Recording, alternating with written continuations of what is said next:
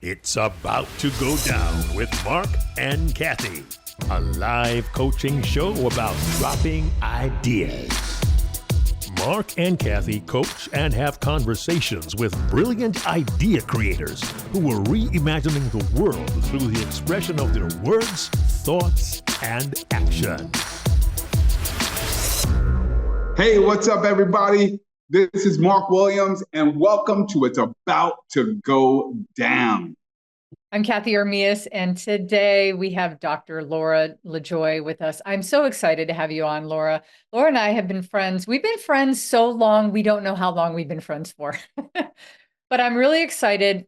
Laura is a chiropractor, and she's celebrating, Marc, 30 years of being an awesome freaking chiropractor, by the way. I've been to her. Thank you.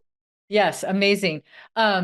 She also has a huge interest in joy, which we're going to hear all about. In fact, we're going to just stop calling her Dr. Laura. We're just going to, and maybe not even LaJoie. We're just at some point just going to be Dr. Joy. She's in the midst of writing a book about the journey to joy. I love this. So get this. She is going to try to find the 12 things that joyful people do or have. I love that. So Laura, welcome to our show, my friend. Thank you so much, Cathey and Marc. What a privilege. I really love your show. I mean, it's inspiring that you can connect people with their ideas and really get down and dirty on where all of that joy comes from for me. You know, I am looking at writing a book, and in order to collect the content, I've started a podcast too called The Dr. Joy Show. And it's been really incredible to be able to get people together and not just talk about the happy times. Like, I think a lot of people get caught up with going, oh, joy and happy, and it's all about that. But I kind of think about the journey to joy like a symphony. You don't want to just hear the happy high notes, because if all you heard were the happy high notes all the time, you would become bored, or it would become mute to the joy that you really feel when you hear it, or the clanging of the cymbals, like life is happening and it's really hard and it's banging and oh my gosh. But when you put all the parts of the symphony together, to me, it's like that journey into joy, where you know that there's challenges that we have to go through along the way. And some of the most joyful people on the planet have the most incredible stories of how they got there. One of the books that inspired me to be on this journey myself was the Book of Joy by the Dalai Lama and Desmond Tutu. And man, you want to talk about a couple of inspiring people that show up in the world through the lens of love and joy. So that's really where this happened for me. And thank you for having this conversation to kind of work through what are those common threads that joyful people do or have. I'm excited. Is that one of the things that you want to talk about today? I would love to talk about that. Oh, that makes me really happy, Marc. Does that make you happy? I was like, okay. It makes me joyful. Don't try to be a straight A student, Marc. Stop. No, I love that. Could you start with telling us some of the ones that you've been thinking of? I love that you're in this stage where you're still kind of bringing it together. Ooh, this makes me excited. Yeah, I mean, I find that living through the lens of joy, if you really come from that place, you're always in discovery. And just the conversations that I've had so far in my podcast, including that amazing conversation that you and I had, Cathey, gratitude has been there for every single person. Gratitude is one of those things that joyful people do or have. Faith is another one. And I don't know that I didn't think about faith, and not everyone is coming through the lens of Christianity, but there's definitely this spiritual connection with a power bigger than myself and a faith in things are going to be okay. Like, that's really been vital. And another one is kindness. Everyone that I know who's a joyful being is kind, caring, and I've found that, number 12 just seems to resonate with me, because I like the idea of 12 ideas of joy where there's a clock and each piece of joy is the face of a clock. And so all day long, you're going to hit all 12 pieces on that clock. So that just makes me me feel joyful. And I also realize that there's a lot of things that joyful people do or have that are an and one. For instance, I find that really joyful people seem to be great listeners, and they're present for themselves, they're present for the people that they're with. But I don't know that listening is the thing. I don't know that listening is the characteristic. I think that being present is the behavior. And so then as we talk through the behaviors, there will be offshoots from each of these that come back to whatever that specific topic is. Ooh, I have one already. And Yes. presence was the first one that came to mind. So that was funny. I was thinking joyful people seem to be present in every moment, but I have one that I've been thinking about a lot. I'm curious what you two think. I think acceptance, because somebody that's like, I've been going through a really rough time in my life right now. There's some things that are going on, and I know other people that are going through things. And if you can have acceptance of other people, to be non-judgmental and just be like, okay, you accept people for where they're at, or you accept your state of wherever you're at in life, or you like acceptance. And maybe it falls under gratitude, maybe, because maybe it made me think about, I coached a lady named Mira Kadora, who was also on our show. She was in season 1. And she talked about her grandmother being over in the Middle East during war times. And her grandmother taught her the art of hamlida.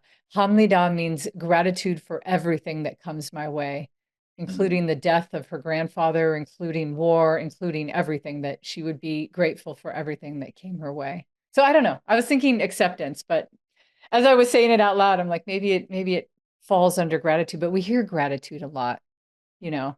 When you were saying acceptance, the first thing that came to my mind was self-acceptance. Yeah, And that too. in the framework of self-care, and forgiveness falls into that for me as well, and forgiveness for self. One of the best things that we ever taught our children was the phrase, whatever you think of me is none of my business. It's what I think.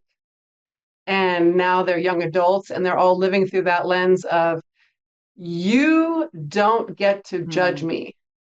I have to be able to look in the mirror and make eye contact with that person at the end of the day and know that I did my best. Yeah. What about you, Mark? Yeah. All of these are great, and it's inspired me to think of celebration. And I don't, well, maybe I'll only speak for myself, but sometimes, I'm so happy to do things for others that I never take a moment to just stop and celebrate. And I remember having a conversation with somebody recently who said, what's your favorite like lotion or shampoo, something like, or something, right? Go out and buy it. Like, do something small and then go and buy something for yourself. And I got to tell you, that was really difficult. But when I did it, ooh, I felt good. I felt good. And so for me, one of the points on the clock, and I love this idea of stops on the clock to experience joy. And I do feel that everybody should spend at least one moment on your clock celebrating something, whether it's yourself or someone else. But we should celebrate. It's interesting when you were saying that, one of the things that's come up over and over again with the joyful people that I've talked to is play.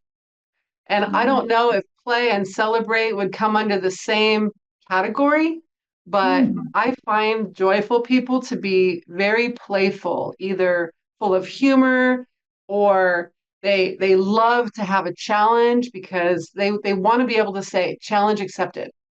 Or they want to be able to say, game on, brother, we're going to do this. We're going to take it to the nth degree. And just to gamify life. I mean, that's one of the reasons why I love Yasmin's book, The Game of Joy, because we're gamifying life.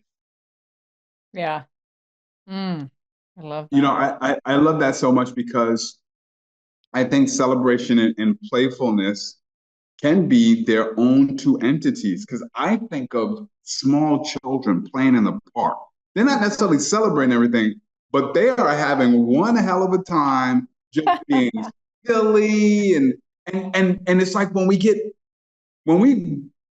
get older or progress in life, it's like you smile less, you laugh less, you play less. Oh yeah, I definitely think playfulness should be on one of those threads of joy. We need to play more. I agree. I think I really like celebration though, Mark. One thing that I've always loved is when it's somebody else's birthday.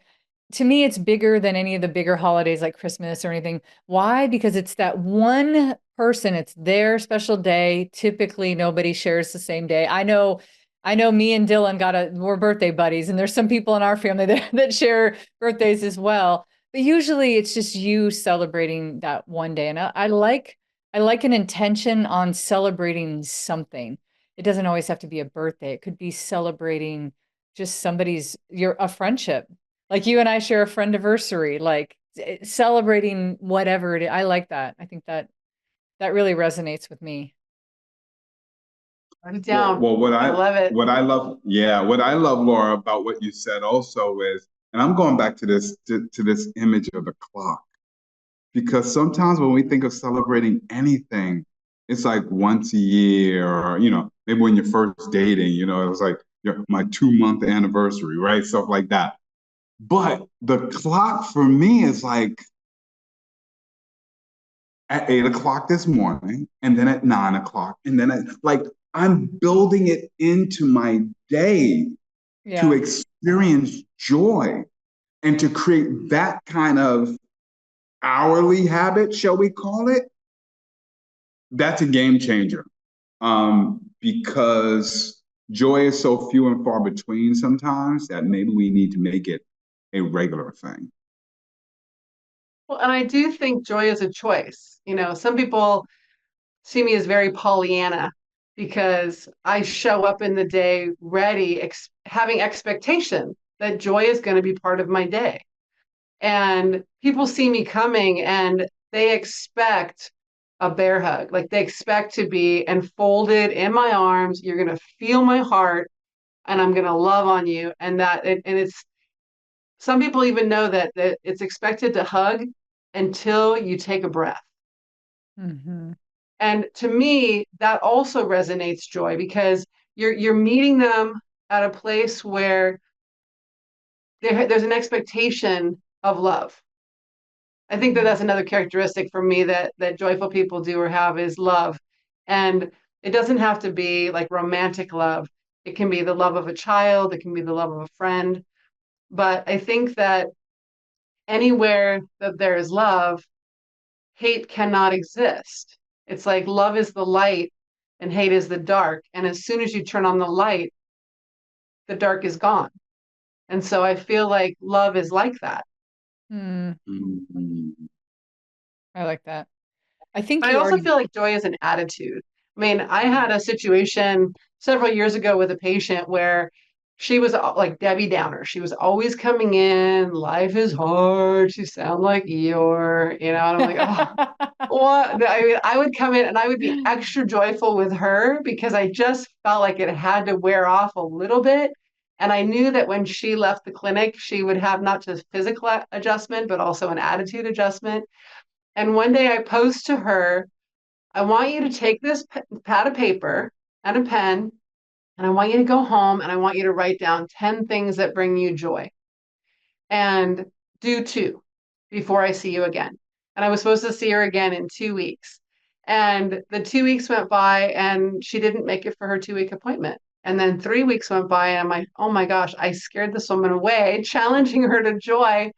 And I called her and I was like, hey, how's it going? I realized you missed your appointment last week and wanted to get you back on the schedule, make sure we can take care of your body and your health. And she's like, oh yeah, I've been working on my list of joy and I only have 7 things. I'm like, that's amazing. I'm like, that's 7 more than you had 3 weeks ago. And I said, have you been able to do any of them? And she goes, well, I did do two. I worked in my garden and I played with my cat. And I'm like, amazing. I mean, I don't think that people look through the lens of joy often as things that are the simple things that we can lean into. and we get bogged down in the drudgery of life. I mean, just this week, we've had multiple events. We had a big auction that we put on last night. I hosted an adopted grandparent day at our community center with the seniors in the community center and students from our high school, and they were interacting and the students were asking questions. But we had all these things. And at the beginning of the week, I started out saying that I was running in quicksand. And when I think about that image, I think, man, running in quicksand, that sucks. Unless you have a straw or a rope or a log to hang on to, you're going under, it's going to taste bad. And so I started to think about how can I reframe that idea that I'm really feeling overheaped with all these things that I have to do, but I put them all on myself. It's all through passion. It's all things I love. And it was all my choice. And so I started to say that I was swimming in hot fudge. And I got some of the most funny looks. People were like, what is happening? I'm like, well, that sounds it's amazing. gooey, it's messy, it's overwhelming, and it's just sometimes you go under, but then you just take a bite and you pick yourself up and you keep going. And it just reframed it to something that was more fun instead of something that felt like a burden. I wouldn't want to get out of that. I would be like, I'm going to swim. I want to say thank you. I want to pause for a moment and just say thank you. On behalf of anyone who sometimes feels overwhelmed. And I think a lot of people do, especially in this hustle culture. Everybody's trying to follow their passion and they're trying to do everything. And we sometimes forget that all of the things that, not everybody, but all of the things that some people put on their plate, they put on their plate not necessarily just out of burden or responsibility, but sometimes, as you put it, we put it out there because of passion. These are things that we want to do. And that reframing, I think, is a part of joy as well, right? And I don't think it's Pollyanna, and I don't think it's rose-colored glasses. I think it's reframing. And sometimes we need to reframe something to see the joy in it. So I just want to say thank you personally for that reminder. Hot fudge for everybody. Yeah, hot fudge. I really appreciate that. When I was growing up, my mom, the phrase wearing rose-colored glasses was really popular in the 70s and 80s. And my mother would say to me, honey, you don't live in rose-colored glasses. You live in a rose-colored dome. Like I didn't know how to see all of the tragedy and all of the strife in life. I was like, it was like the story about the two little boys, right? The twins that are put into two different rooms. And one is this kid that has all these great ideas and all this creativity, and he's enthusiastic and optimistic. And the other little boy is always grumbling, and life is hard, and this sucks. And so with the positive boy, they put him in a room just piled with horseshit everywhere. And the other little boy, they put all the different toys that were popular, Tonka trucks and trains and all these things. And they went and they looked through the one-way glass, right? And they were looking to see what they were doing. And the boy that had all the, horseshit in that room was throwing it all over the place. And he was laughing and he was playing. And the other boy was like throwing toys against the wall. And he looked like he was looking for something. And so after a little while, they each went into the rooms, and the one little boy who had all the toys are like, you seem so upset, but you have all these beautiful toys. He's like, well, there was this one thing that I wanted, and it's not here, and it's not fair. It's like, oh, okay. And then they went to the other little boy, and they're like, wow, you look like you're having a really good time. What's going on in here? And they're like, what, with all of this all of this pony poop, there's got to be a pony in here somewhere. Like, so, I mean, I think that so much of it is just through the lens that you're looking at life through. I love that story. Yeah, I love that, Mark. I'm glad you called that out as a reframe. I think that is good. And it made me think about your 12, you're going to do 12. Maybe one thing that's really important is the order that you put it in. Like, for instance, the order in which we do things throughout the day is pretty important. Usually we wake up and we have a routine in order to get ourselves going. So maybe the order in which you put some of these is important. Like sometimes we have to get through the reframe or the challenge or the acceptance, and then we can get to to the forgiveness and the gratitude and the faith and the kindness and the laughter and love and everything. Um, yeah, I don't know. I just started thinking about that when you two were talking. Also, you did put this as a playful thing. When you said playful, I just wanted to add my 2 cents on it because there's so many words I think that you're right that would fall under other words. A huge word for me, like I would personally pick adventure over play because to me, I love to do adventures and I can make anything an adventure. I can be at the store and it could be interchanged with play, I guess, But to me, I'm like, oh, I'm gonna make an adventure out of this. Oh, I'll tell the kids when I'm with them, I'm like, all right, I'm gonna give you 3 things. Whoever can get back to the cart first, I'll give you $1. Just as a fun game. Like, let's go do this little adventure. Um, and then I was thinking about laughter, how important laughter is. And it's almost like it should be its own. You have to find ways to laugh, you know? I don't know. And at the same time, I think it's really important to be joyful. I think you said this at the beginning really well, Laura, is that in order to enjoy the symphony would be boring if it was on the same note and it never changed and there was never this crescendo, you know, like crying and expressing pain is also a really important thing to be joyful because sometimes you have to clear these clogged emotional arteries that you have. And in order to be joyful, you have to clear them every once in a while. So I don't know, just my thoughts.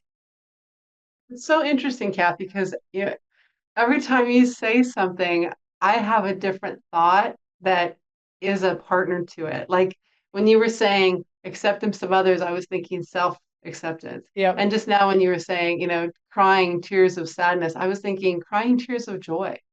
I Mm-hmm. mean, think about when you see the birth of a child, a wedding, Mm-hmm. you know, sometimes a sunset can make me cry, just the Mm-hmm. majesty of the universe. And when you bring that all together, I'm like, man, it brings me to tears when I think about that. So I think that to your point, like tears are cleansing and they're cleansing in a way that it just releases one of the many elements of our body into the world.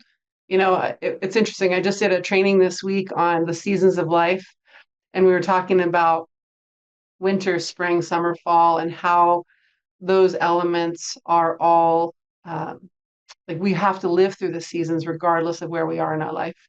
And when I think about the season, it also makes me think about the elements, right? Air, water, metal, earth, and fifth one's escaping me at the moment.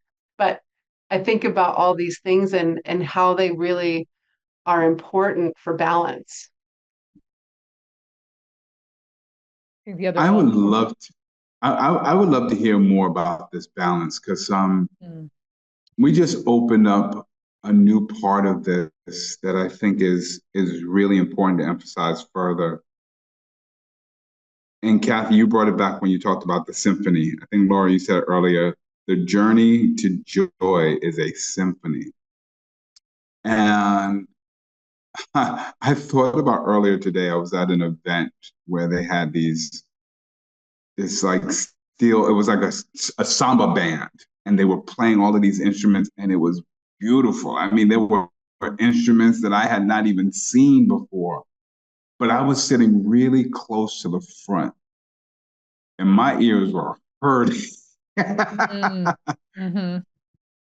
And yet I thought, like, sometimes that's a part of symphony. Sometimes there's a little bit of pain, a little bit of hurt that comes along with it. And I was just wondering, Laura, if you could speak a little bit more to that and how necessary it is. And maybe even without the reframing of it. Like, why is it important for joy for us to experience something that some might say is not so joyful? I think that life works in ebbs and flows. I'm really attracted to water and things that have water to do. You can actually see this, like the fan on the back wall for me. I think that balance is actually a myth. I don't really think that balance is possible. And I really believe that to understand and respect the highs, you have to understand the lows. And the higher the high, the better opportunity there is to learn to how to find that again and again and again. And I think that when we have our lows, it's also an opportunity to realize that, life is a cycle. For instance, death. There aren't anything in life that is much harder than the death of a loved one. And when I was 4 years old, my dad died. He was diagnosed with Hodgkin's when I was 6 months old. He was given 6 months to live. And he said, no, I'm living long enough for this little girl to remember me. And he lived until I was 4.5. And so I started my life with an incredible loss, knowing for my entire life that there's an angel that's always watching over me. I am never alone. And when I encounter people who knew him and they say how much I'm like him, being bold and fearless and unafraid, until I was 27 years old, he died when he was 27. Until I was 27, I was reckless. And it wasn't until I was 28 that I looked up and said, you know what? Looks like I'm going to make it longer than he did. And I owe it to him and I owe it to me to make sure that I suck the marrow out of every day of life, because I was given a gift way beyond what he's already been given.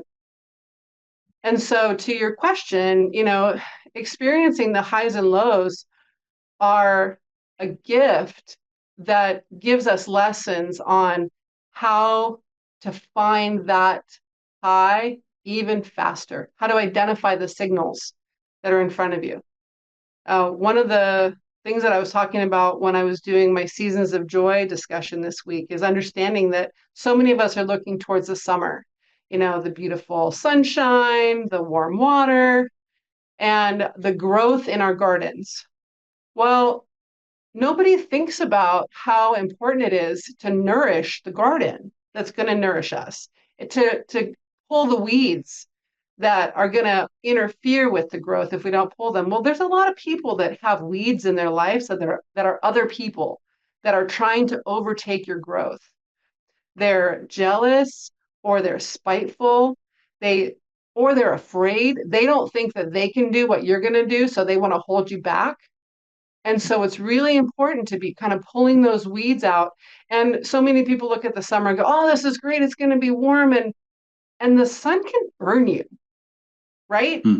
We think about it when it's about 70, 80 degrees, how wonderful it is, but we don't consider when it gets in the 90s and hundreds, the fire hazards and the skin potential to burn, and all of the things that if we're nurturing and taking care of, we can handle those things.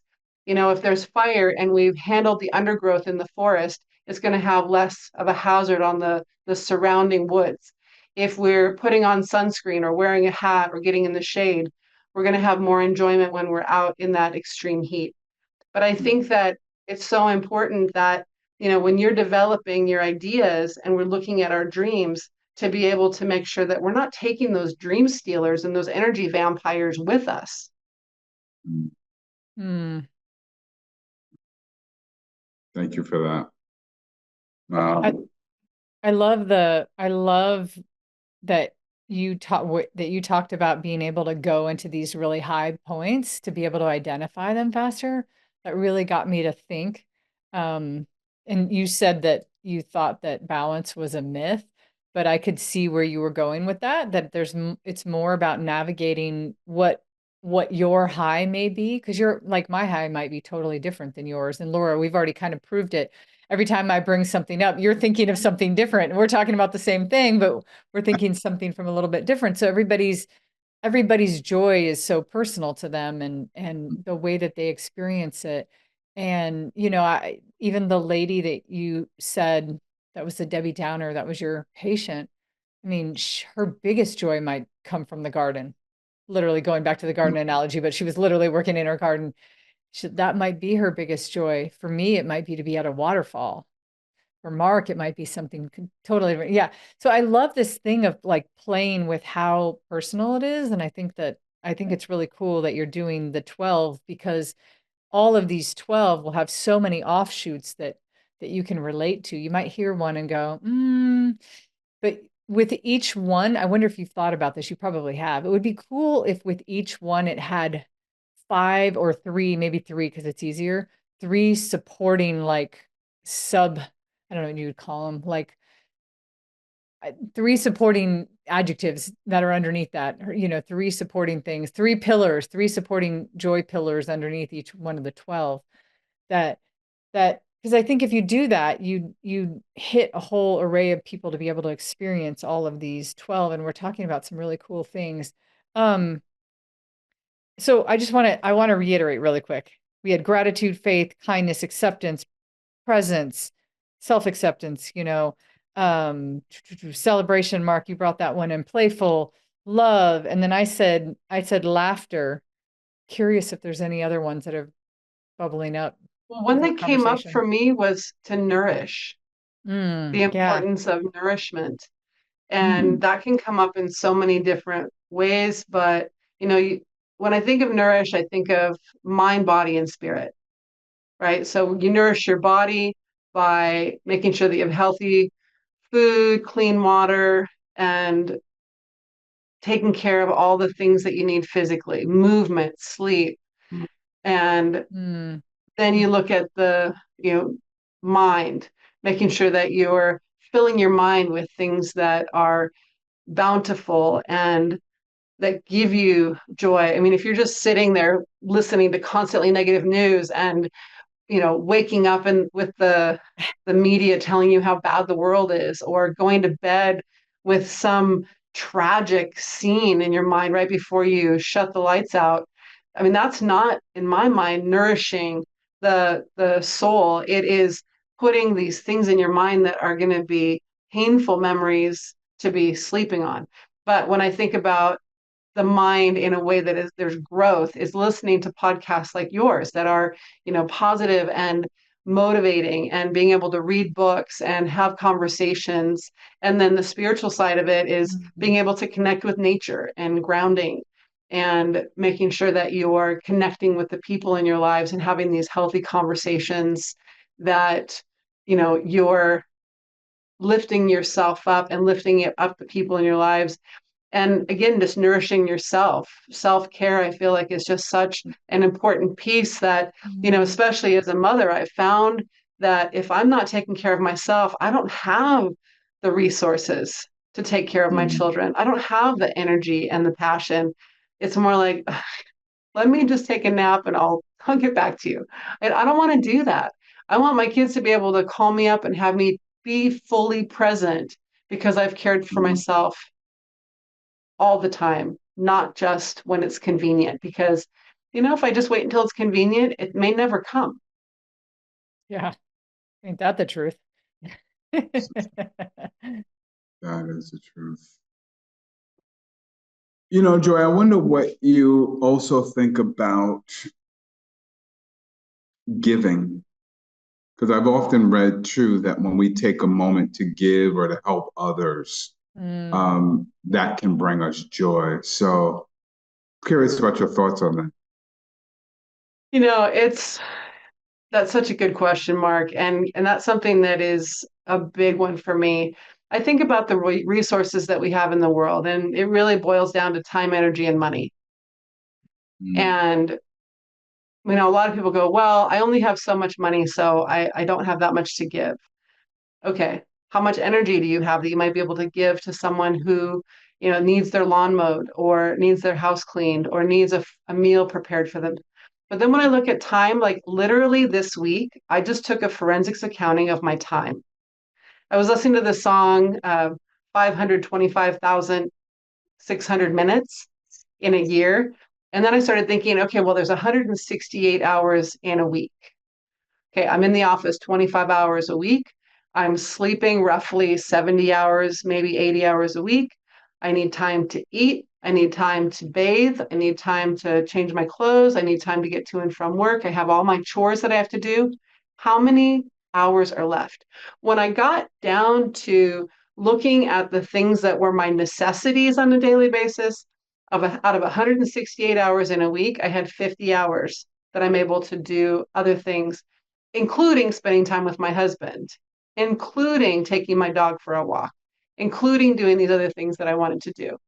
Mhm. And so for me, time is my highest value when it comes to my resources, because we can always make more money and we can typically manage our energy, but we don't get any more time. And I believe that we all have an expiration date. So, I could be gone tomorrow, and how did I spend today? So I feel like giving is really vitally important. Um, if a kid is selling lemonade on the street, every single time I will stop. And even if I don't want the lemonade, I'll give them $1. If there's somebody who's doing a can and bottle drive, I may not have cans and bottles, but I know my neighbor does, so I'll help to collect that for them. There's so many ways that we can give, that we get hung up on giving money.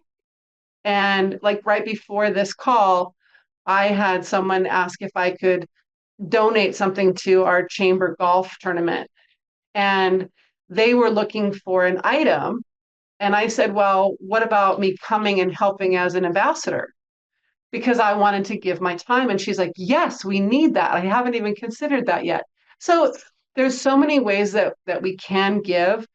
And one of my best illustrations ever was my grandfather. He, staunch Ukrainian man, big gruff bear of a man. And I was about 10 years old, and we went to a Ukrainian festival in Los Angeles. And he was wearing this shirt that said, proud to be Ukrainian. And this young man that was probably 19 years, maybe 20 years old, walked by him and he said, oh, sir, I love your shirt. And my grandfather said, you find me at the end of the day, it's yours. And the kid, walked away, didn't really think that much of it. And as we were walking back to the car at the end of the day, we saw this young man.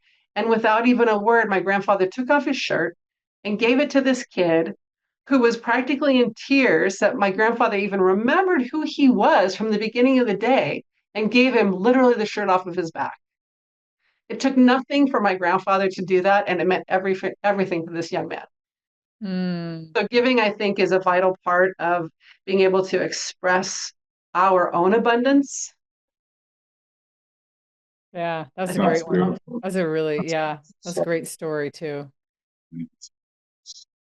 Thinking, my brain is really going to on the pillars, like the joy pillars. What are the three that would hold up the one? And because I just think it would give you, there's just a lot more depth when you think about whatever one would be elevated and then what would be underneath. And I think of one that could probably be one of the pillars, because you could put it in different places. But in that same way that Marc brought up, giving, and then I immediately, my brain immediately went to giving time and stuff too. Not always giving money, but giving your time. I was thinking about the word experience. That life is just, we've gathered and gamified a bunch of experiences. And some of them are good, and some of them are bad, and some of them are indifferent. But that the most joyful thing I can think of is things that I've experienced, things that I've gotten the opportunity to experience. I got the opportunity. I'll only do it once, but I jumped out of a plane, and I had, right. Not everybody will do that.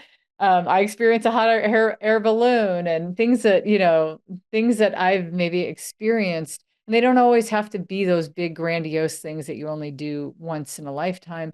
Experiencing the time you might spend with a stranger. I met a person one time in Canada. We were both there visiting. We were both there for different reasons. And we went and spent the experience of, we ended up going to Niagara Falls together. We were the only two people waiting in line to go to Niagara Falls that wasn't already there with family. I was there in business. He was there traveling for his brother that had passed away, and he actually wanted to experience all of the things that his brother didn't get the opportunity to experience that he wanted to. And we ended up experiencing that together. So I don't know, my brain also went there, but it could easily fall under so many of these, the playful, or, however you the play or whatever you put it under, you could put under experience or vice versa. And there's two things about that that come up for me. One is, a goal for me with this project is ultimately to have the Dr. Joy experience. That's something that we bring people together Mm, to experience joy. I want it to be yeah. a one day or a weekend. And the whole premise is joyful music, dance parties, spontaneous laughter, food that brings us joy. I mean, just from our conversation today, I'm like, we definitely have to have a hot fudge fountain. We Yes. definitely, Yes. we Please definitely and need to thank you. have, yes. And, and it needs to be joyful for the people who are creating the experience, for the people who are participating. So that was the one thing I thought about when you were talking. The other one is realizing that there's so many joy killers that we need to, look at the elephant in the room. There's a lot of people that do not experience the level of joy that they can or should because they're so fearful that they might, look silly or be embarrassed. They're afraid, what are people going to think about me? Or they're afraid to take the risk. There are a lot of risks that you have to take to be joyful, if nothing else, because people wonder what you're up to, Hmm. you know? And whenever I mean, I have a big smile on my face often when I'm in the clinic, and people wonder what I'm up to. And like just this week, I was so swamped. And when I said like, I don't like the word overwhelmed, so I say overheaped because it's just heaping and heaping on top of me. Yeah, yeah. But I found that my expression of being able to release the tension was just to laugh a little louder, turn the music up a little bit louder. And when people were asking me what I'm up to, I'm swimming in hot fudge. So I think that the fear just so unfortunately gets in the way for people to move Mm, forward. And I think that, we also get bogged down, and I don't mean this in a negative way, but I think people get bogged down with the close family and friends that are in their life that want the best for them, quote unquote. And instead of pursuing their own dreams and passions and taking their own risks and realizing I'm taking the risk, you're not. You might have to sit back and watch me fail, but failure isn't fatal. It's just a learning experience. And so let me go. I mean, I have my kids that are 21, 24, and 25. And my middle daughter was just in San Diego last week at a work event. And she said that she got together with her freshman college roommate. And one of the things that the girls were reflecting on is how they are both connecting with each other, how important it is for them to be able to meet each other again and again, because they were both raised to be attracted to people that were positive and motivated and willing to take risks. mm, And I think that sometimes people that fall into those categories are seen as out there, they're seen as different, or they're seen as scary because they might get me into something that I hadn't planned on. But I think that the risk takers in life, you know, they're people that motivate us to, find our best selves. yeah. Mm. I wrote down something you said connected to all of this. When you said there's a risk we take to be joyful. Mm. And it reminded me of that phrase where people say misery loves company. I find that misery loves company and joy loves solitude. I love that But we word. need to switch that dynamic. We really need to switch that dynamic. But it did really make me think like, it is. You've got to take this leap because sometimes we sort of protect ourselves from what could be joyful because we got to be ready for the worst. And how joyful would it be to just jump out of the plane or to take The that risk things, risk right? or to take that risk? That's a beautiful thought. I just also wanted to piggyback off of this idea you were talking about, Cathey, in terms of the pillars. And you talked about experiences, and then you inspired me to write down the word memories. Mm. And the reason why I wrote down memories is because this human brain of ours, I mean, it's ridiculous how many lived experiences live up here. And we've got a lot of joyful, I've got to believe we've got a lot of joyful memories in our heads. But how often do we take the time to revisit them intentionally? I don't know that we do. And I wonder how much of a pillar that would be as far as the laughter is concerned, the self-care is concerned, the celebration is concerned. Like, when are we going to take the time to just remember? Marc, I'm a nerd, but I think you just described me. So I do this all the time. This is so nerdy. People who know me know this. I favorite videos and pictures, right? And so I have a whole lot. If you favorite it on your phone, it won't, when you like migrate stuff off your phone, it keeps it on. So some of the memories I have on my phone that are favorited are from years and years ago. And I'll go back. I just did it on the airplane on the way home from Dallas. I was showing my friends. I was like, oh, that was the night we got married. Look at that. And then I was like, I do that a lot, actually. I will go through old pictures of people that I love and I care about, or old memories. My mom taught me this. Her incessant need to take pictures all the time made me like understand that she was creating a spark back to these memories. But you're right.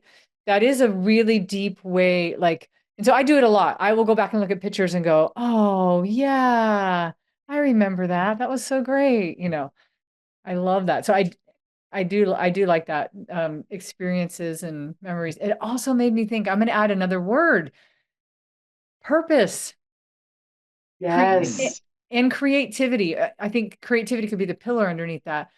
But the book, Man's Search for Meaning by Viktor Frankl, great book, right? But some of the people that survived the Holocaust were because they had some kind of purpose, and the purpose didn't even have to be grandiose. I owe somebody money. I told somebody that I would do this thing for them. I have this little thing I need to do. It's like this. I think purpose brings us a lot of joy, and purpose can show up in however we describe it. It doesn't have to be how other people describe it.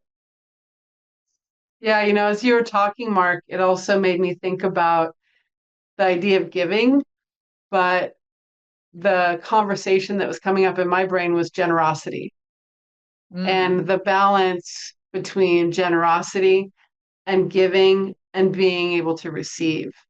There's times that we want to give all day long, and then someone tries to give back to us, and we're like, no, no, no, I'm good. I don't need it. And what they need is to give and for us to receive what they're offering.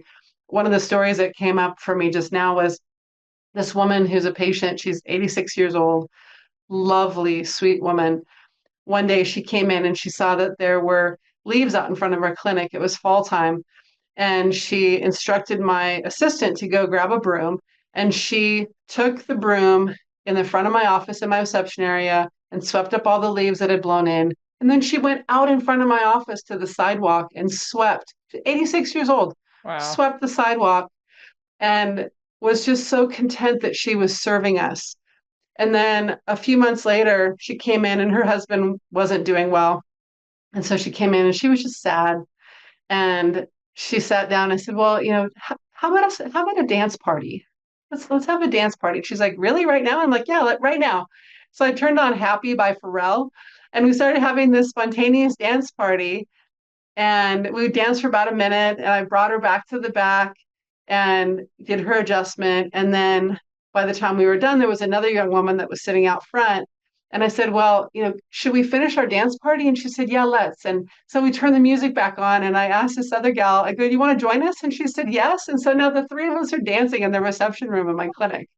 And the joy that she was able to receive when she left was amazing.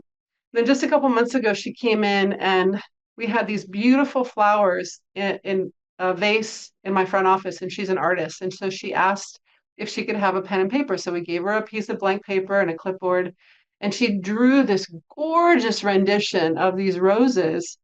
And I was like, Joan, would you like some crayons? And so she did it with an artist's hand. this beautiful picture of these roses.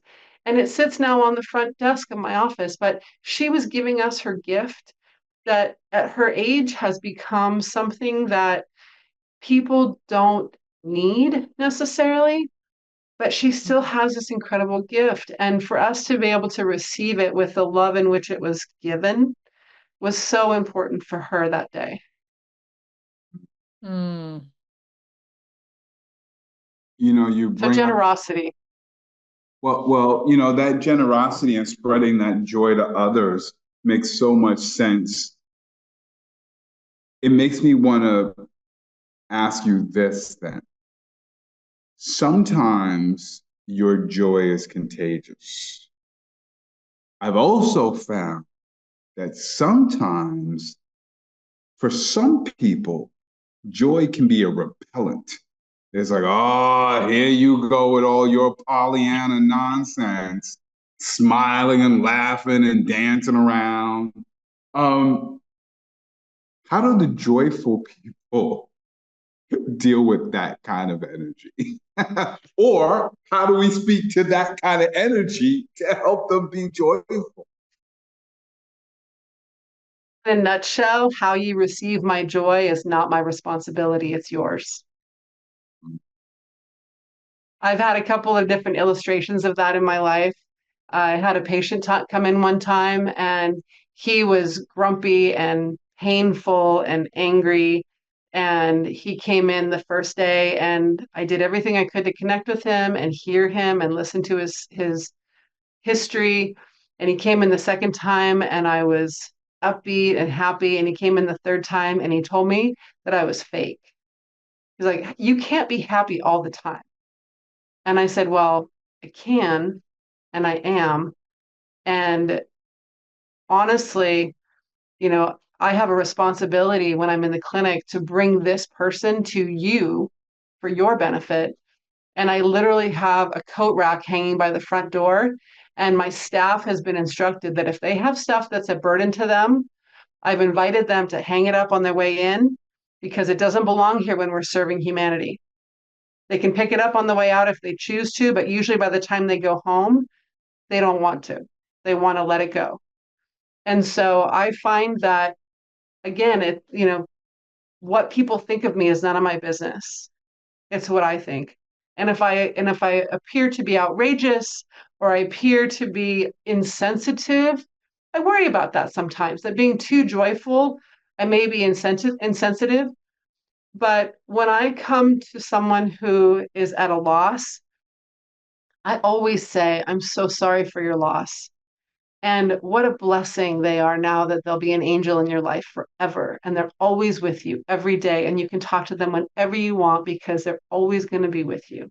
I mean, it's all a filter, right? It's all a perspective. And so I know that there's some people that can't take me. I'm too much. And I try to temper who I am in those moments sometimes. But dang it, if I'm having a great day, I mean, oh, I cannot contain myself some days. And it's one of those things where I'll even approach one of my friends when they haven't seen me for a while. I'm like, okay, are you ready? Because I got stuff to say. We got stuff to do. Let's walk. I need to be able to express myself in a way that is uninhibited and without restraint. But I also know that as a joyful person, I have to be able to wear the cloak and shield of joy because there's a lot of people that want to steal that joy. And it's just like wearing armor. It's just like having that body armor that says, you do you, I'll do me, I'll meet you where you are, but you're not taking this away from me. It's too important. I love that. You said something very important though. I think I need to call it out. Because I do actually know somebody in my life that comes across to a lot of other people as fake. And I think listening to you, I think I nailed why it was.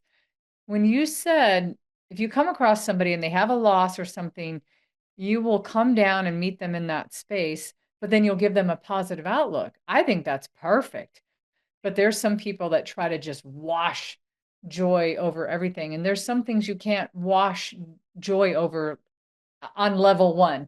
You could take it down a couple levels and go, yeah, well, let's look at the and I love that because you gave a positive, you had even said it with your dad. You gave this positive outlook that your dad had passed away when you were 4.5, but now you have an angel watching out for you the rest of your life.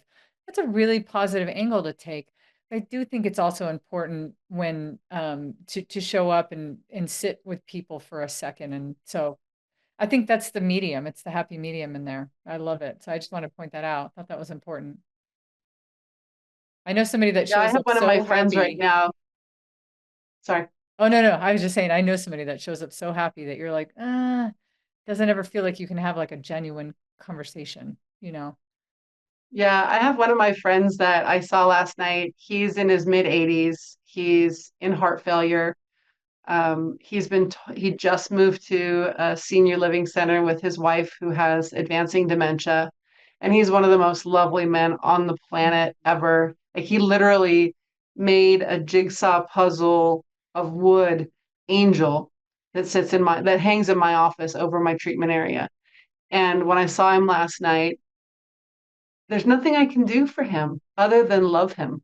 And Mm, so I asked, are you accepting visitors? His doctor said it could be weeks, it could be a couple of years that he has left on this planet. And so all I could think of is how do I meet him in a place that lets him know that he is loved and I stand to be enriched by his life. So literally on the way to work this morning, I was thinking, I'm going to make a date with him at least every 2 weeks. I'm going to try and get a minimum of an hour and go over, and he's going to teach me a new card game that he calls Farmer's Poker. And I'm going to sit and listen to his stories and his legends. And I'm going to ask his daughter for permission to go over and record some of our conversations because I don't want to lose this. mm, I'll never lose my friend, but he won't always be here on this planet. mm. Mm. Um, Cathey, I want to thank you for bringing that up and Laura for your response to it, because what I think it brings up that is so important to remember is everybody experiences joy in different ways. And it may not necessarily be fair for me to expect you to express joy the same way that I express it. And maybe there's something else that would never bring me joy. But if it brings you joy and there's something I can do to help you to feel that way, that could possibly bring me joy. And so I think it's really important to understand that everybody else has their different definition and their different sources and their different ways of feeling and fueling off of joy. And that's a helpful reminder, I think, for people. Yeah. Wow. Well, this has been a joyful conversation. It has. Oh my gosh. Yes. Dr. Joy. I can't even call you Laura. I got to call you Dr. Joy.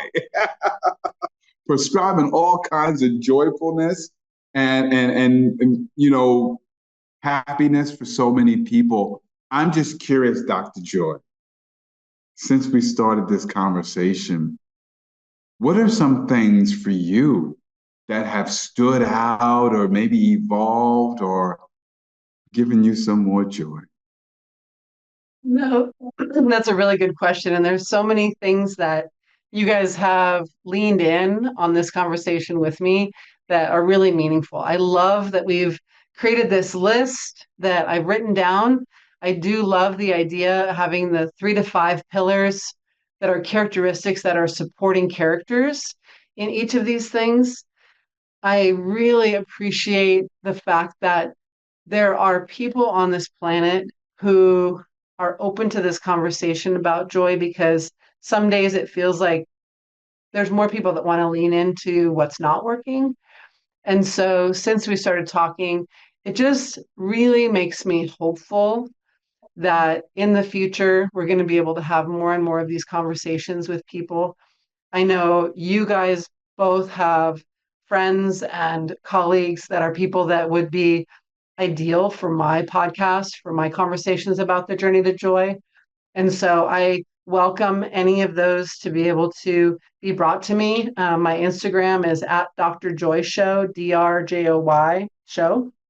And, it's an open conversation that I think is really important in moving us towards, again, shining a light in the darkness and making sure that joy is something that is really resonant. I feel the joy from you guys. I wish I was in the same room that I could wrap you in a big bear hug because I totally would.